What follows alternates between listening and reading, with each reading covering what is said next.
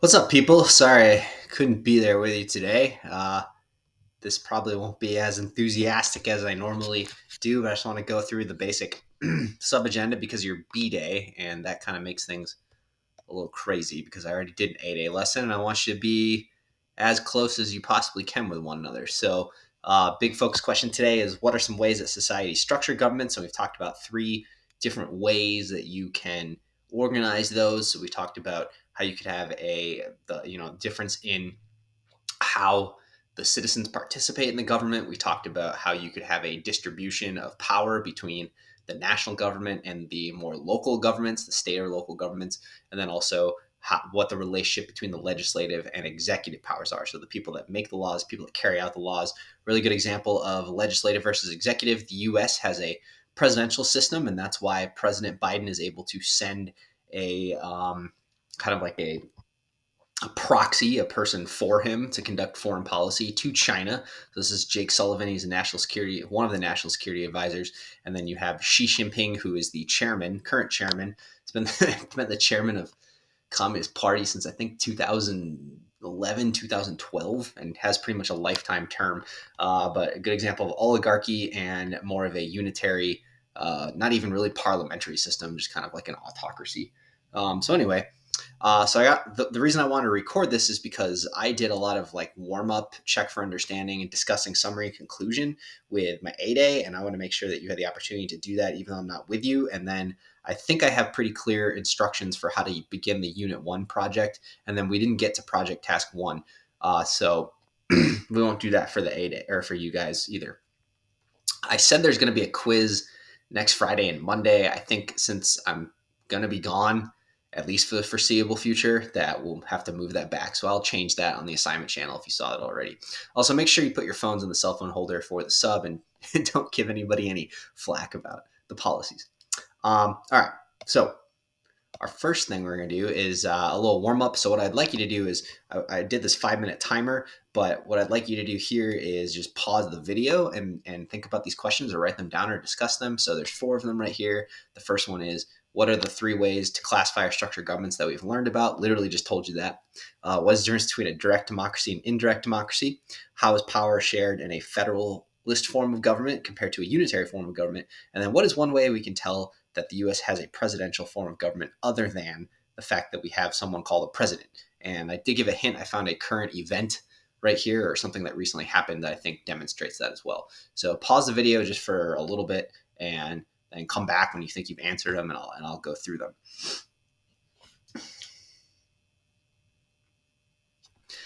Okay, so hopefully you pause that. I waited for about 5 seconds or so. So the 3 ways that we classify structured governments are based off of who can participate or the level of citizen participation. So way on the left side of, or I do that kind of like timeline type thing. So on the low end of participation, you have your autocracies and your oligarchies. Kind of in the middle, you have indirect democracies or republics, and then far over on the right side or the high participation side, you have sorry, maybe that's brain fog. You have your direct democracies or pure democracies. Difference between direct and indirect democracy or republic is just how much the citizens directly participate. In a direct democracy, a true direct democracy, the citizens would participate in all the policy making decisions and all the governing decisions. And the only place I know in America that does that still are the townships in Minnesota. Some places have towns, but they're not quite the same. Anyway, indirect democracy republic is generally where you vote for representatives, but at least you have some sort of representation that the people are somewhat involved in. Doesn't mean they necessarily vote, but that's how most places that have that do that. But that's how it's different. The power in a federalist form of government is shared between the state and local governments and the national government. So there's some things that only the national government does. There's something that only the states and local governments do, and there's some things that they both are able to do. Unitary form of government is where the national government just dictates to the state and local governments what they're allowed to do.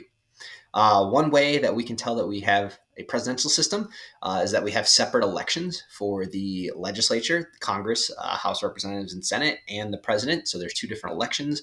You could talk about how the president, for example, can veto laws from Congress. That's a good example because they're not beholden to what Congress does.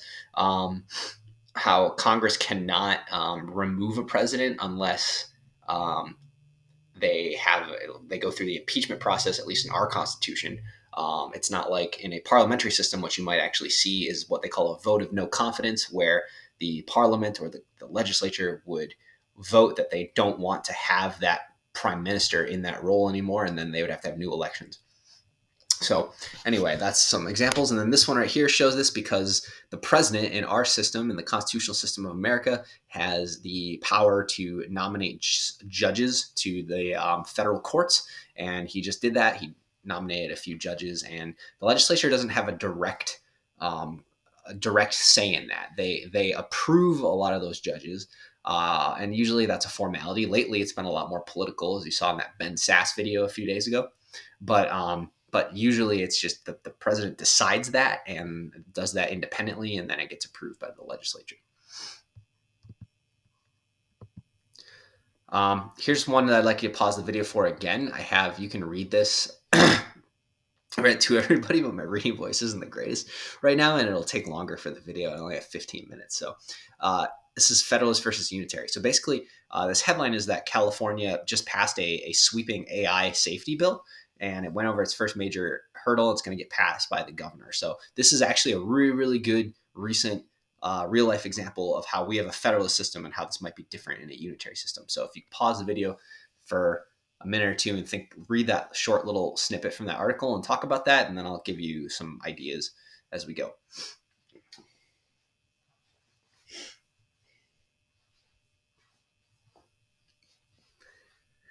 So the reason this is federalist is because this is California, a state government passing a law that the federal government the national government really does not have laws for right now. So it's able to do this, and it's able to try out this law and use its powers as a state to create a law that Idaho could have a completely different law for, or the United States doesn't have a law for it yet. Generally, if the United States federal government passed a law that contradicted the state law, then the Constitution has a provision that says it's the supreme law of the land, and that would have to go to the federal law. But as of right now, there isn't one.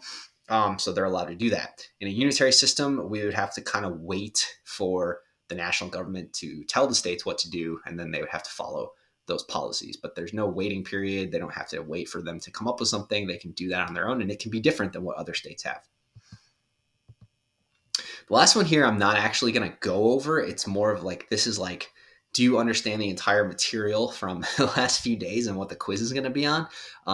So I have this 5-minute timer of this person that's really bad at playing Sonic the Hedgehog. But what we'll do is we'll go over this one hopefully when I come back, and it won't be too long, hopefully. Sorry, I'm cracking myself up here. But these are the 3 big questions. So what are some advantages and disadvantages of a federalist form versus a unitary form? This is the hardest concept I found when teaching government, that is to kind of think about how things would be different in a unitary or even a confederate form of government. What are some advantages of a presidential versus a parliamentary system? Here you have different examples of different countries that do this, and I think that one should be pretty easy to come up with some questions for. But then on your note, or some answers for, you're on your note sheet. I don't have this one, but I've always kind of thought it was kind of obvious, but it is worth talking about.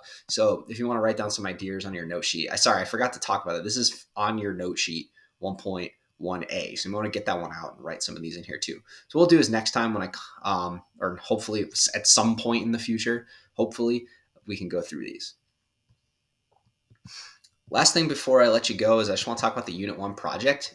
This is all in your group channel. So every group, I renamed some of them, but I haven't renamed all of them. Every group has a group channel, and there's a UN memo. I have hard copies, but I will give those. I think you should just get those later if you need them. I put all of them electronically in your group channel.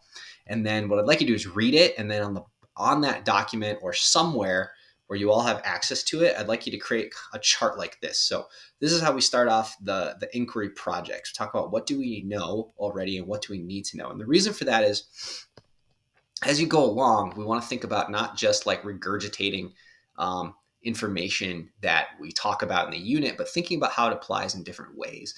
And also, I'm going to change this project, and there's going to be different things that show up at different stages, and it is going to change a little bit or adapt depending on what questions you ask.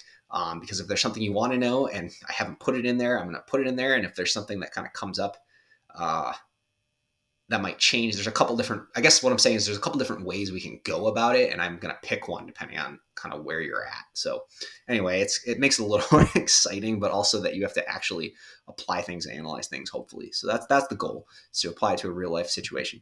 What is this? Oh, right when you're done with that, the last thing, and I posted this in the group post as well, but what I'd like you to do is develop your ultimate task is going to be to develop a recommendation for a panel of prominent Carlyites regarding how and why they should set up their new government. And your group will formally present this recommendation to a panel of like 3 adults. It'll be myself and maybe 2 teachers or 2 office workers or possibly the principal or the assistant principal or guidance counselors. But we get some other adults, and they're going to play different roles, and they're going to ask you some questions and listen to your presentation. Don't freak out about that now. We'll get to that later. But what we try to do is always have a driving question that we're focusing on, and it usually follows this format. So how can we, as the role that we are, in this case, you're going to be United Nations representatives, do blank so that blank. So what I'm hoping you can do before you end class today is just post in your group channel what you think the driving question should be for your group by filling in that blank here. What are you going to do? And it's kind of already up here, but you can put it in your own words. And then what are we hoping to accomplish overall? Okay. Yeah, there it is right there. So if any of that is confusing, let me know. You can just @ me on Teams, and I should be around my house, and hopefully I shouldn't be going anywhere. And I can get back to you. So anyway, have a good day. Let me know if you need anything, and I will talk to you later, hopefully.